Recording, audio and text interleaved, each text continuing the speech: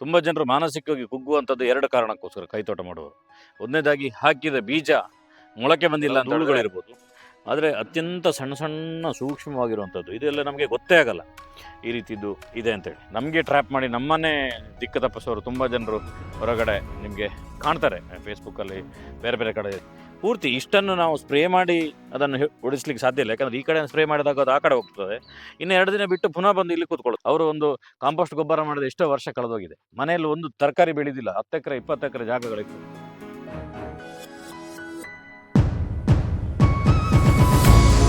ಸಂಪೂರ್ಣ ಸಹಜ ಕೃಷಿ ಯೂಟ್ಯೂಬ್ ಚಾನಲ್ನ ಎಲ್ಲ ವೀಕ್ಷಕರಿಗೆ ನಮಸ್ಕಾರ. ನಾನು ಶಿವಪ್ರಸಾದ್ ಮಲೆಬೆಟ್ಟು. ಕೈತೋಟದಲ್ಲಿ ಕೀಟಗಳ ನಿರ್ವಹಣೆ ಅನ್ನುವಂಥದ್ದು ದೊಡ್ಡ ಕೆಲಸ ಇರುವಂಥದ್ದು. ತುಂಬ ಜನರು ಮಾನಸಿಕವಾಗಿ ಕುಗ್ಗುವಂಥದ್ದು ಎರಡು ಕಾರಣಕ್ಕೋಸ್ಕರ ಕೈತೋಟ ಮಾಡುವರು. ಒಂದನೇದಾಗಿ ಹಾಕಿದ ಬೀಜ ಮೊಳಕೆ ಬಂದಿಲ್ಲ ಅಂತ ಹೇಳಿದ್ರೆ ಇದರ ಸವಾಸ ಬೇಡ ಅಂತೇಳಿ ಎಷ್ಟೋ ಜನರು ಈ ರೀತಿ ಕೈತೋಟ ಮಾಡೋದನ್ನು ನಿಲ್ಲಿಸ್ತಾರೆ. ಎರಡನೇದಾಗಿ ಬೀಜ ಬಂದು ಗಿಡ ತುಂಬ ಚೆನ್ನಾಗಾಗಿ ಕೀಟಗಳ ಬಾಧೆಯಿಂದಾಗಿ ಅದು ನಾಶ ಆದಾಗ ಅದರಿಂದ ರೋಸಿ ಹೋಗಿನೂ ಕೂಡ ಕೈತೋಟ ಮಾಡಲಿಕ್ಕೆ ನಿಲ್ಲಿಸ್ತಾರೆ. ಆದರೆ ಕೈತೋಟ ಮಾಡೋನು ಯಾರು ಕಂಟಿನ್ಯೂ ಮಾಡ್ತಾರೆ ಅಂತ ಹೇಳಿದ್ರೆ ಈ ಸ್ಕಿಲ್ಲನ್ನು ಕಲ್ತವನು. ಬೀಜಗಳನ್ನು ಮೊಳಕೆ ಬರೋದು ನಮ್ಮ ಸ್ಕಿಲ್ಲಲ್ಲಿ, ನಮ್ಮ ಕೈಯಲ್ಲಿಲ್ಲ. ನೀವು ಅದನ್ನು ಪ್ರಾಕ್ಟೀಸ್ ಹೆಚ್ಚು ಮಾಡಬೇಕು. ನಿಮ್ಮ ಮನೆಯಲ್ಲಿ ಬೀಜ ಇದ್ದರೆ ಅದನ್ನು ಮಾಡಿಸ್ಬೇಕು. ಎರಡನೇದಾಗಿ ಕೀಟಗಳ ನಿಯಂತ್ರಣ ಮಾಡುವಂಥದ್ದು ಸಾವಯವ ಮೆಥಡಲ್ಲಿ ದೊಡ್ಡ ಸವಾಲೆ. ಅದಕ್ಕೋಸ್ಕರ ತುಂಬ ಜನರು ಬೇರೆ ಬೇರೆ ರೀತಿಯ ಸಂಶೋಧನೆಗಳನ್ನು ಮಾಡಿದರು. ಇದಕ್ಕಿಂತ ಮೊದಲು ನಾನು 2 ವಿಡಿಯೋಗಳನ್ನು ಬಿಟ್ಟಿದ್ದೆ, ಯೆಲ್ಲೋ ಶೀಟ್ ಮತ್ತು ಬ್ಲೂ ಶೀಟ್ ಅಂತೇಳಿ. ಅದರ ಮುಖಾಂತರ ತರಕಾರಿ ಗಿಡಗಳಿಗೆ ಬರುವಂತಹ ಕೀಟಗಳನ್ನು ಅವಾಯ್ಡ್ ಮಾಡುವಂಥದ್ದು ಹೇಗೆ, ಕಂಟ್ರೋಲ್ ಮಾಡುವಂಥದ್ದು ಹೇಗೆ ಅನ್ನೋದನ್ನು ತೋರಿಸಿದ್ದೆ ನಾನು ಹಿಂದಿನ 2 ವಿಡಿಯೋಗಳಲ್ಲಿ. ಇವತ್ತು ನಾನು ತೋರಿಸ್ತಿರುವಂಥದ್ದು, ನಾನು ಮೊದಲ ವಿಡಿಯೋದಲ್ಲಿ ತೋರಿಸಿದಾಗ ಮನೆಯಲ್ಲಿ ನಾನು ಯಾವುದನ್ನು ಯೆಲ್ಲೋ ಶೀಟ್ ಮತ್ತು ಗ್ರೀನ್ ಶೀಟನ್ನು ನಮ್ಮ ಮನೆಯ ಕೈತೋಟದಲ್ಲಿ ಹಾಕಿದ್ದೆ. ಅದರಲ್ಲಿ ಯಾವ್ಯಾವ ರೀತಿಯ ಕೀಟಗಳು ಬಂದು ಅದರಲ್ಲಿ ಸಂಗ್ರಹ ಆಗಿದೆ, ಎಷ್ಟು ಕೀಟಗಳು ಅದಕ್ಕೆ ಅಂಟಿದೆ, ನಿಜವಾಗ್ಲೂ ಇದು ಸತ್ಯನಾ ಸುಳ್ಳ ಅನ್ನುವಂಥದ್ದನ್ನು ಇವತ್ತು ನಿಮಗೆ ತೋರಿಸೋದಕ್ಕೋಸ್ಕರ ನಮ್ಮ ಮನೆ ಕೈತೋಟದಿಂದ ಇವತ್ತು ಬಂದಿದ್ದೇನೆ. ಅದೇ ರೀತಿಯಲ್ಲಿ ಇದು ಕೂಡ ಇರುತ್ತೆ. ಇದೊಂದು ಗಮ್ ಬರ್ತದೆ, ತುಂಬಾ ಗಟ್ಟಿಯಾಗಿರುವಂತಹ ಗಮ್. ಈ ಗಮ್ಮನ್ನು ಪೂರ್ತಿಯಾಗಿ ಶೀಟ್ಗಳಿಗೆ 2 ಸೈಡ್ಗೆ ಹಾಕುವಂಥದ್ದು. 2 ಸೈಡ್ಗೆ ಹಾಕಿ ಇದನ್ನು ನಮ್ಮ ತೋಟದಲ್ಲಿ ಇಡಬೇಕು. ತೋಟದಲ್ಲಿ ಇಟ್ಟಾಗ ಈ ಶೀಟಿಗೆ ವೈಟ್ ಫ್ಲೈ ಅಂತ ಹೇಳಿ ಬಿಳಿ ಚಿಟ್ಟೆಗಳು ಇದಕ್ಕೆ ಬರ್ತದೆ. ನೋಡಿ, ಆ ವಿಡಿಯೋದಲ್ಲಿ ನೀವು ನೋಡಿದ್ರಿ ಆ ಯೆಲ್ಲೋ ಶೀಟನ್ನು ಹೇಗೆ ನಾನು ಹಾಕಿದ್ದೇನೆ ಅಂತೇಳಿ. ಈಗ 20 ದಿನ ಆಗಿದೆ. ಆ ಯೆಲ್ಲೋ ಶೀಟಲ್ಲಿ ಎಷ್ಟು ಕೀಟಗಳು ಬಂದು ಅಂಟಿಕೊಂಡಿದ್ದಾವೆ, ಆ ಟ್ರ್ಯಾಪಿಗೆ ಎಷ್ಟು ಕೀಟಗಳು ಬಿದ್ದಿದೆ ಅನ್ನುವಂಥದ್ದು ನಿಮ್ಗೆ ತೋರಿಸ್ತೇನೆ. ನೋಡಿ, ಇಲ್ಲಿ ನಿಮಗೆ ಕಾಣ್ತಾ ಇರ್ಬೋದು ಬಗೆಯ ಬಗೆಯ ಕೀಟಗಳು. ಹೆಚ್ಚಿನದು ಬಿಳಿ ಕೀಟಗಳು, ಅದು ಸತ್ತೋದ್ಮೇಲೆ ಕಪ್ಪು ಕಪ್ಪಾಗಿರುವಂಥದ್ದು. ನಿಮಗೆ ಇದು ಸೂಕ್ಷ್ಮವಾಗಿ ಗಮನಿಸಿದಾಗ ಇದು ಗೊತ್ತಾಗುತ್ತೆ. ನೋಡಿ, ಇದು ವೆರಿ ಡೇಂಜರ್ ಕೀಟಗಳಿದು, ಈ ಬಿಳಿ ಕೀಟಗಳು. ಪೂರ್ತಿ ಇಷ್ಟನ್ನು ನಾವು ಸ್ಪ್ರೇ ಮಾಡಿ ಅದನ್ನು ಉಳಿಸ್ಲಿಕ್ಕೆ ಸಾಧ್ಯ ಇಲ್ಲ. ಯಾಕಂದರೆ ಈ ಕಡೆ ಸ್ಪ್ರೇ ಮಾಡಿದಾಗ ಅದು ಆ ಕಡೆ ಹೋಗ್ತದೆ. ಇನ್ನು 2 ದಿನ ಬಿಟ್ಟು ಪುನಃ ಬಂದು ಇಲ್ಲಿ ಕೂತ್ಕೊಳ್ಳುತ್ತದೆ. ಈ ರೀತಿ ಅವಾಯ್ಡ್ ಮಾಡಲಿಕ್ಕೆ ನಾವು ಒಂದಷ್ಟು ನಮ್ಮ ಜಾಗದಲ್ಲಿ ಇದನ್ನು ಹಾಕಿದೆ, ಮ್ಯಾಕ್ಸಿಮಮ್ ಕೀಟಗಳು ಇದಕ್ಕೆ ಬಂದು ಅಂಟಿಕೊಂಡು ಉಳಿತದೆ. ಈಗನೂ ಕೂಡ ಗಮ್ಮು ಹಾಗೆ ಇದೆ. ನೋಡಿ ನೋಡಿ, ನಿಮಗೆ ಕಾಣ್ತದೆ. ನೋಡಿ, ಇವತ್ತಿದಾಗ ಬರ್ತದೆ. ಇದಕ್ಕೆ ಹತ್ರಕ್ಕೆ ಬಂದು ತಾಗಿದ್ರೆ ಸಾಕು, ಇದು ಬೀಳ್ತದೆ. ನಮ್ಮ ಕೈತೋಟದಲ್ಲಿ ಒಂದು 20-25 ವೆರೈಟಿಯ ತರಕಾರಿ ಇರ್ತದೆ. ಇದು ಸ್ವಲ್ಪ ಅವಾಯ್ಡ್ ಆಗಿದೆ ಅಂತ ಕಾಣ್ತದೆ. ನೋಡಿ, ಇದು ಗೊಂಚಲು ಹೀರೆ, ಒಂದೇ ಗೊಂಚಲಲ್ಲಿ 4 ಹೀರೆಕಾಯಿ ಆಗಿರುವಂಥದ್ದು. ನೋಡಿ, ಇದೊಂದು ಒಂದೇ ಗೊಂಚಲಲ್ಲಿ ಮಾಲೆ ರೀತಿಯಲ್ಲಿ ಹೀರೆಕಾಯಿ ಆಗಿರುವಂಥದ್ದು. ಬೇರೆ ಬೇರೆ ವೆರೈಟಿಯ ತರಕಾರಿಗಳು, ಬೀಜಗಳೆಲ್ಲ ನಮ್ಮಲ್ಲಿ ಸಿಗ್ತದೆ. ನಾನು ಮೊನ್ನೆ ಬ್ಲೂ ಶೀಟನ್ನು ನಾನು ನಿಮಗೆ ನಿಮಗೆ ತೋರಿಸಿದ್ದೇನೆ. ಈಗ ಒಂದು ವಿಡಿಯೋ ಬರುತ್ತೆ ನೋಡಿ, ಆ ವಿಡಿಯೋದಲ್ಲಿ ಬ್ಲೂ ಶೀಟನ್ನು ಹೇಗೆ ನಾನು ಅಳವಡಿಸಿದ್ದೇನೆ ಅನ್ನೋದು ನಿಮಗೆ ಕಾಣ್ತದೆ.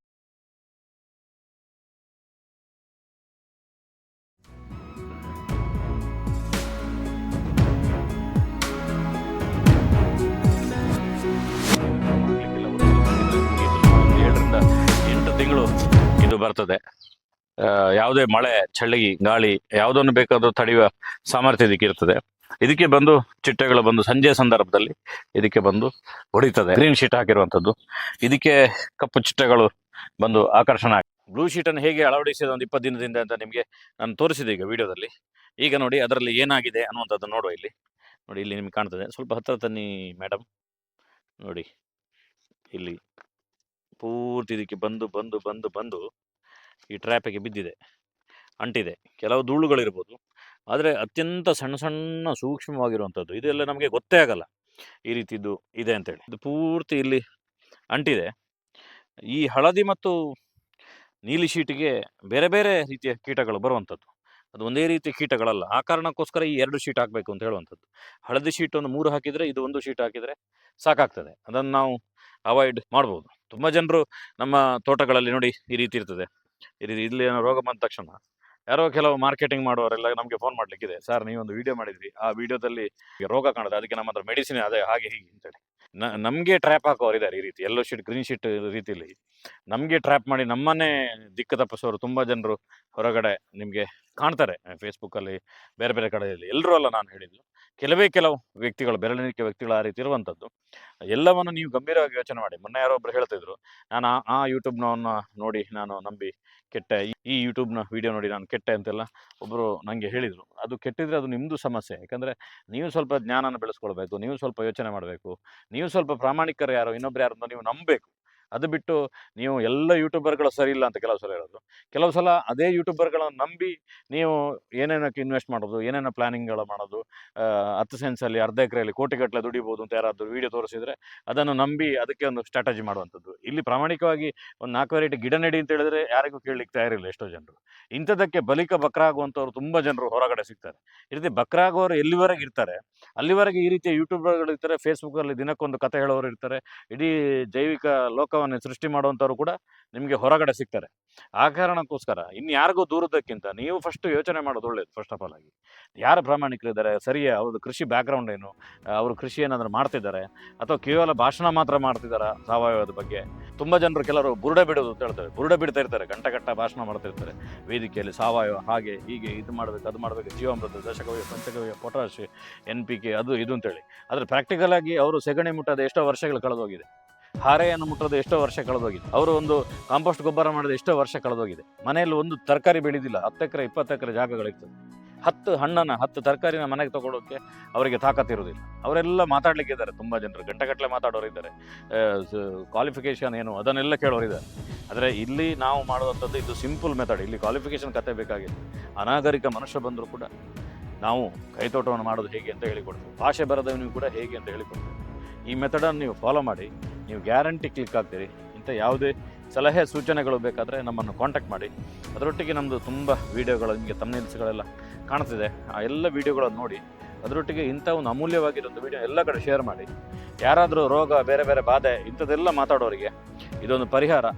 ಮೊನ್ನೆ ಜನಾರ್ದನ್ ಗೌಡ್ರು ಹೇಳಿದರು, ಒಂದು 18,000 ರೂಪಾಯಿ ಖರ್ಚು ಮಾಡುವಲ್ಲಿಗೆ 500 ರೂಪಾಯಿ ಖರ್ಚು ಮಾಡಿ ಬ್ಲೂ ಮತ್ತು ಯೆಲ್ಲೋ ಶೀಟನ್ನು ಹೇಗೆ ಉಪಯೋಗ ಮಾಡೋದು ಅನ್ನುವಂಥದ್ದನ್ನು ನಾನು ಮಾಡಿದ್ದೇನೆ ಅಂತೇಳಿ ಮೂಡುಬಿದ್ರೆಯ ಜನಾರ್ದನ್ ಗೌಡ್ರು ನಮಗೆಲ್ಲರೂ ಕೂಡ ಹೇಳಿದರು. ಈ ರೀತಿ ಯೆಲ್ಲೋ ಶೀಟ್ಗಳು, ಬ್ಲೂ ಶೀಟ್ಗಳು, ಟ್ರ್ಯಾಪರ್ಗಳು ಇದೆಲ್ಲ ಬೇಕಾದರೆ ನಮ್ಮನ್ನು ಕಾಂಟ್ಯಾಕ್ಟ್ ಮಾಡಿ. ನಿಮಗೆ ಇಷ್ಟ ಆದರೆ ಫಾಲೋ ಮಾಡಿ, ನೀವು ಇಷ್ಟ ಆದರೆ ಮಾತ್ರ ಅದನ್ನು ತಗೊಳ್ಳಿ. ಯಾರೋ ಹೇಳಿದ್ರು, ಇನ್ನೇನು ಹೇಳಿದ್ರು, ಕಿವಿಗೆ ಗಾಳಿ ತುಂಬಿದಾಗೆ ಯೋಚನೆ ಮಾಡ್ಕೊಂಡು ನಮ್ಮ ಹತ್ರ ಆರ್ಡರ್ ಮಾಡಲಿಕ್ಕೆ ಬರಬೇಡಿ. ಆ ಕಾರಣಕ್ಕೋಸ್ಕರ ಸಾವಯವ ಕೃಷಿಯ ಎಲ್ಲ ಚಟುವಟಿಕೆಗೆ ನಿಮಗೆ ಸಹಕಾರವಾಗಿ ನಾವು ನಿಲ್ತೇವೆ. ಇಷ್ಟರವರೆಗೆ ನಮ್ಮ ವಿಡಿಯೋನ ವೀಕ್ಷಿಸಿದ್ದಕ್ಕಾಗಿ ನಿಮಗೆಲ್ಲರೂ ಕೂಡ ಧನ್ಯವಾದಗಳು.